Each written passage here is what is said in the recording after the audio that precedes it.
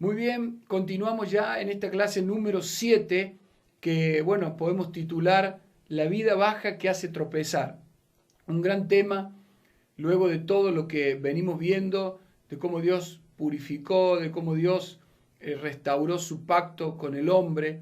Ahora nos encontramos con la vida de este varón Noé junto a sus hijos bajo el pacto y con el gran compromiso, responsabilidad y a su vez privilegio de poder llevar adelante el propósito de Dios en la tierra, pero que no se podían descuidar, no se podían distraer, porque justamente ellos estaban viviendo el reinicio, todo estaba volviendo a iniciar. La vida de Noé era muy significativa en esos tiempos porque era el padre, no había otro superior en la tierra para sus hijos. Así que en verdad que significaba mucho la manera y la forma en que él vivía. ¿Por qué? Porque su descendencia tenía los ojos puestos en él. Él era el representante de Dios. Él era el origen para ellos de todo lo que de allí en más viniera sobre la tierra.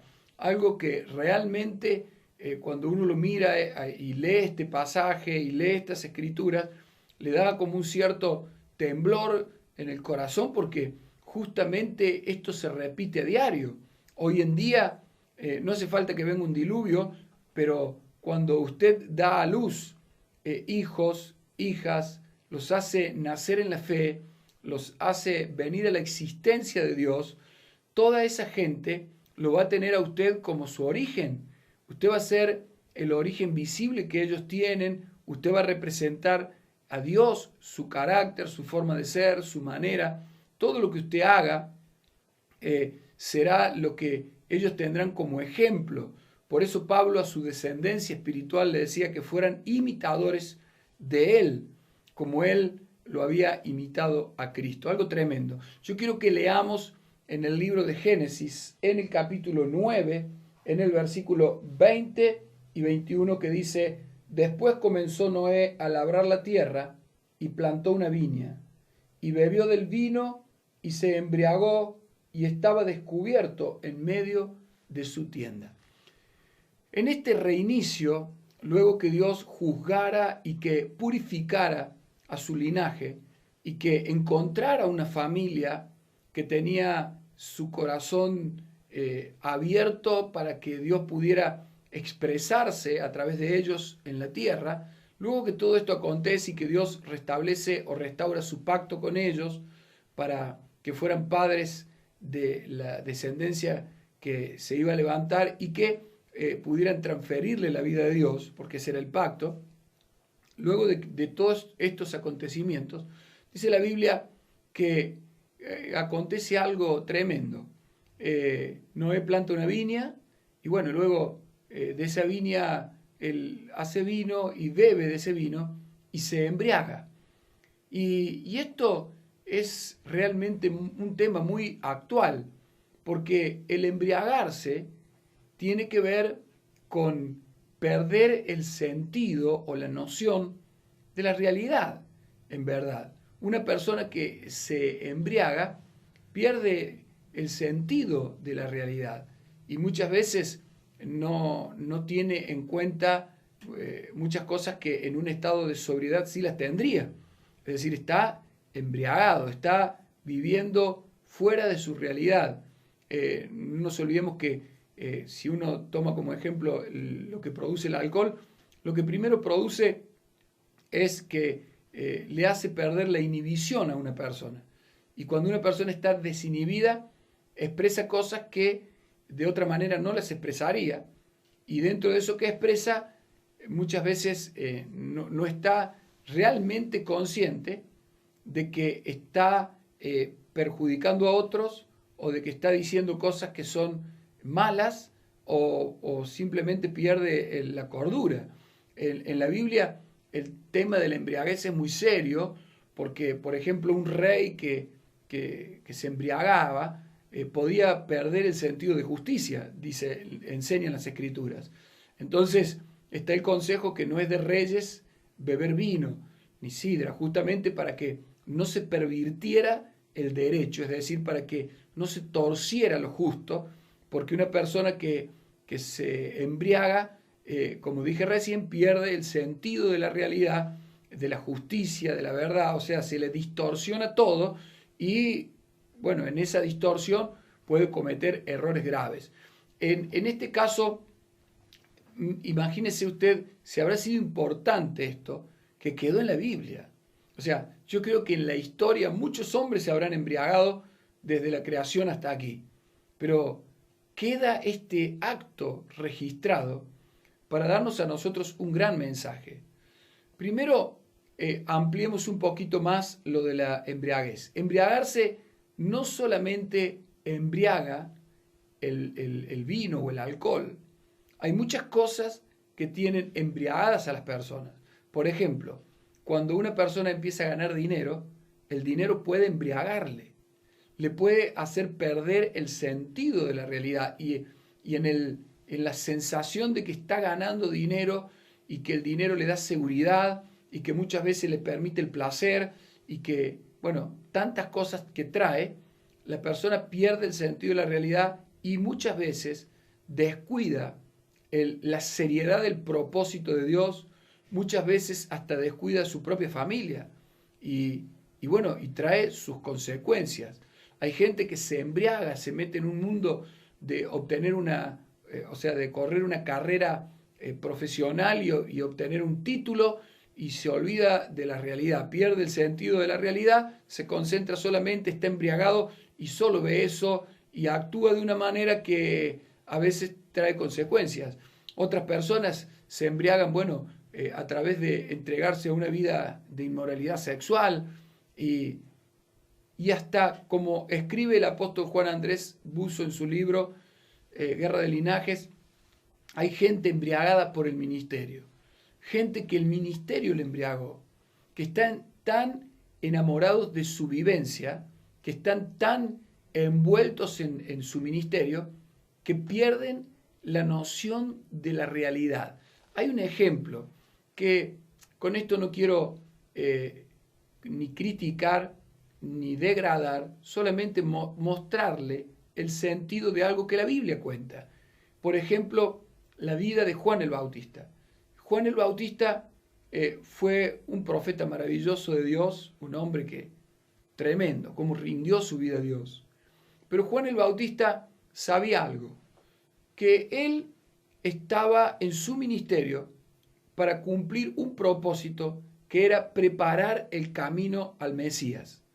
Y que esa era su comisión divina. Él debía preparar el camino. Es decir, debía ayudar a que la gente saque pecados de su vida que eran estorbos para que luego en esas vidas pudiera entrar Jesús. Ese era el trabajo que Dios le había comisionado a él. Entonces Juan el Bautista hizo ese trabajo de una manera muy efectiva, pero cuando vio que en la escena apareció el Señor Jesucristo ya revelándose como el Mesías o el Cordero de Dios, él dijo que ahora era necesario que él menguara para que Cristo creciera. Si esto significa nada más ni nada menos que él tenía que cubrirse la cabeza para que se levantara la cabeza que ahora era vigente para ese tiempo, que era Cristo.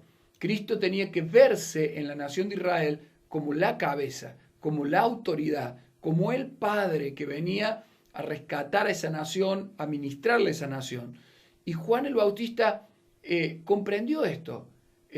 O sea, en su entendimiento él sabía que las cosas eran así y lo dijo. Pero luego la Biblia nos cuenta que él no menguó en realidad en su ministerio, lo siguió ejerciendo.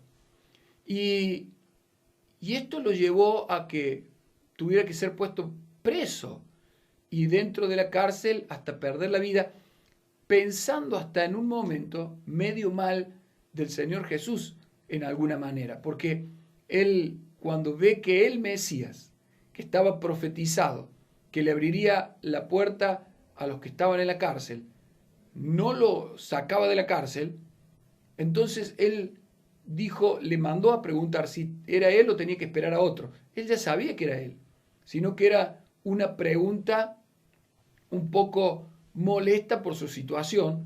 Entonces el Señor Jesucristo le habló acerca de que era bienaventurado y que no hallaba tropiezo en él. Entonces todo esto nos muestra de qué manera el ministerio lo embriagó en cierta medida a Juan el Bautista para perder la noción de la realidad.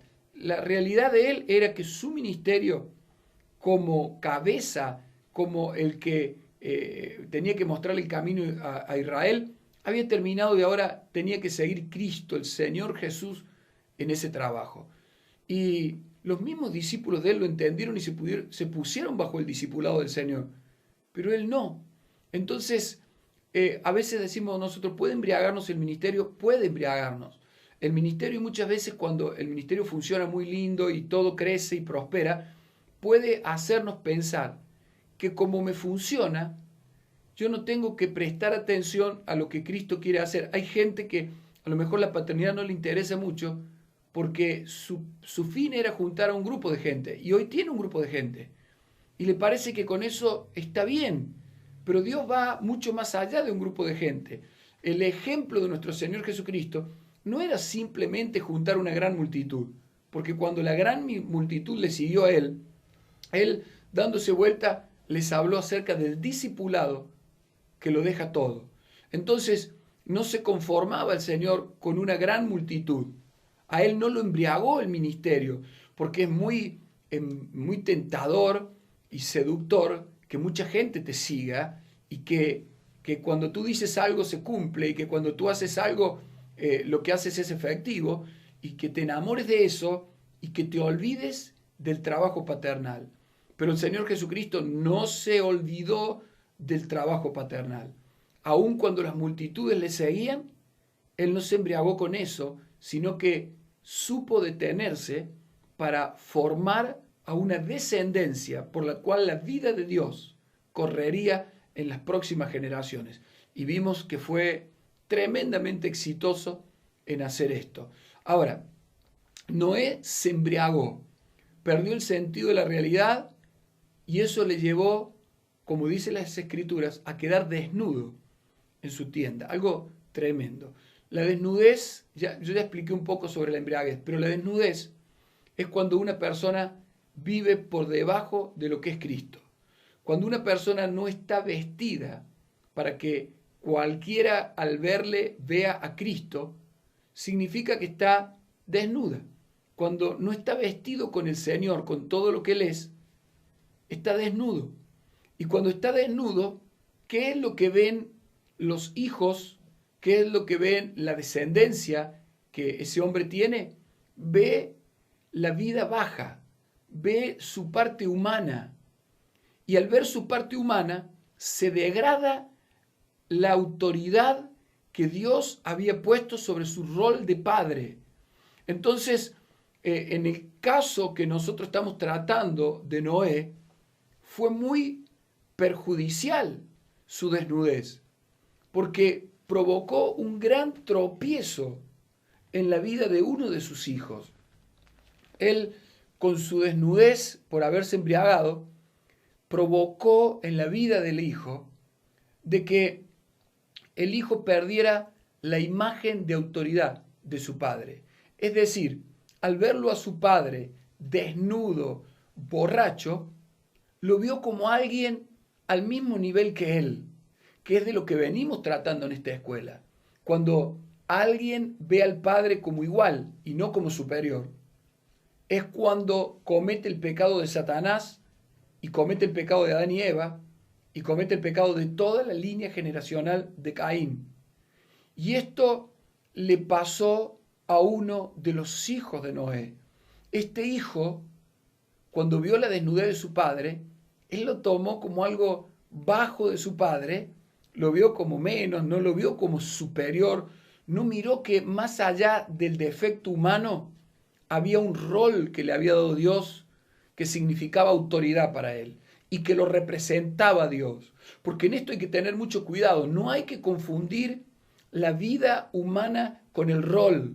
El rol o sobre el rol es donde Dios pone su autoridad. O sea, el rol es lo que representa la autoridad para nosotros. Más allá, muchas veces, de la conducta de ese hombre. El hombre puede vivir bajo y puede mostrar su parte humana, pero eso no quita de que yo pierda mi respeto y que yo lo vea como superior. No porque a lo mejor él sea mejor que yo humanamente, no, sino porque él es el Padre, tiene el rol paterno, representa a Dios mismo, representa nuestro origen, representa a nuestro superior y por ende yo debo honrarle con toda mi vida, con toda mi alma, con toda mi fuerza y con todo mi ser.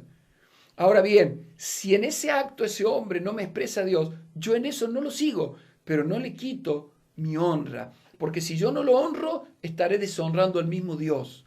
Y esto, ya lo vimos, trae juicio, esto trae que Dios reaccione con su justicia, algo que realmente es tremendo. Por eso hay gente que me está escuchando y que Dios le ha dado una congregación, Dios le ha dado hijos, y quiero que vea a través de esto que cualquier actitud que tenga, que le haga vivir por debajo de lo que es Cristo, esa vida baja hará tropezar a otros. Y esto fue muy, pero muy doloroso. Imagínese lo que aconteció con este hijo de Noé. Alguien que Dios había puesto sobre el pacto, porque cuando Dios pactó sobre los hijos, pactó sobre los 3 hijos. O sea, imagínese que ahora, por vivir por debajo de lo que es expresar a Cristo, Noé hizo tropezar a uno de su descendencia. Es decir, por ese hombre la vida de Dios ya no pudo correr. Algo tremendo. Realmente me cuesta hasta predicar, hasta enseñar cuando hemos estado en congresos y me cuesta mucho hasta tocar este tema porque realmente nos muestra lo serio que es este asunto de hombres que son padres, que son el origen de una congregación, que son el origen de una familia, que son el origen de un discipulado, que no pueden permitirse vivir por debajo de lo que es Cristo. Tienen que cada día cuidarse de no caer en la tentación de embriagarse con algo de esta tierra, con el fruto de esta tierra. No se puede embriagar con nada de esta tierra. Cualquier cosa de esta tierra que te está embriagando te hará quedar por debajo de lo que es Cristo, y los que tienen sus ojos sobre ti, los que tienen que imitar tus actos, te verán bajo y te tratarán de igual a igual. No te verán un hombre que representa a Dios, y eso les será tropiezo, aunque eso es un error de los hijos, porque no debería ser así, pero es lo que provoca la vida baja, la vida que está por debajo de lo que es Cristo. Cuando una persona actúa por debajo de la vida que depende, provoca tropiezos, provoca dolores, provoca despropósito en la descendencia. Entonces, yo quiero decirte aquí, en esta clase, algo que es fundamental. Tu rol paterno. Ahora, por allí hay una mujer que está haciendo la escuela y cree que queda excluido. No, porque cuando nosotros, ya sea varón o mujer, entendemos lo de la paternidad, lo que vamos a expresar es el carácter de Dios, que es el Padre. Y es el carácter del Hijo. Y eso se aplica al hombre, se aplica a la mujer. Por eso Pablo, cuando él ministró a alguna de sus iglesias, él se ponía en el lugar de padre y de madre. Fíjese qué tremendo. O sea, era la operación de Dios en los 2 géneros y en los 2 roles. Algo tremendo. Así que nadie crea, aún, por ejemplo, si es una mujer que me está escuchando y Dios le ha dado, ¿no es cierto?, la autoridad de una casa, la autoridad de un discipulado, la autoridad de una congregación, no tiene que pensar que esto no es para sí mismo, no, sino que tiene que decir que su vida es responsable de vivir al nivel de Cristo para reflejarlo al Padre, y que los que vean su vida vean el corazón del Padre, vean el corazón de Dios, vean lo que Él es, a través suyo. Y de esta forma esa generación será bendita, porque la bendición de nuestras generaciones depende de esto. Por eso hoy yo quiero dejarte un mensaje para tu corazón, que cuides de que si un hombre de tanto propósito, que estaba bajo el pacto junto con su casa, se descuidó, se embriagó, perdió la noción de la realidad y se bajó del nivel de expresar a Cristo y trajo dolor a una parte de su descendencia y a toda su línea generacional luego, a todo su linaje. Entonces, nosotros tenemos que ser muy cautos con esto. Imagínense el dolor de saber que la maldición iba a correr por toda la descendencia de Canaán, algo tremendo. Y porque en realidad vamos a ver más profundamente esto, que si bien la maldición fue sobre el nieto, desde ya que la maldición del nieto y su descendencia era el dolor terrible del padre, de Cam. O sea que esto fue caótico. A mí me cuesta tocar este tema, porque es muy, muy crítico, muy doloroso, muy áspero, realmente irrita, duele, lo hace sufrir a uno. Pero yo te bendigo en el nombre de Jesús, para que Dios te dé un corazón responsable, para vivir a la altura de Dios, para expresar a Dios, para mostrarle el origen superior a tu descendencia, que ellos no te traten de igual a igual, que sepan que eres el Padre, el hombre que representa al Dios eterno, para que cuando ellos te honren a ti, tengan la respuesta del mismo cielo en bendición sobre su vida. Te bendigo, bendigo a tu descendencia y ruego a Dios para que nunca jamás esto pase en tu vida, que ninguno de tu descendencia se desvíe del propósito, sino que todos puedan dar a luz la vida que depende y así la generación que viene sea llena de la gloria de Dios.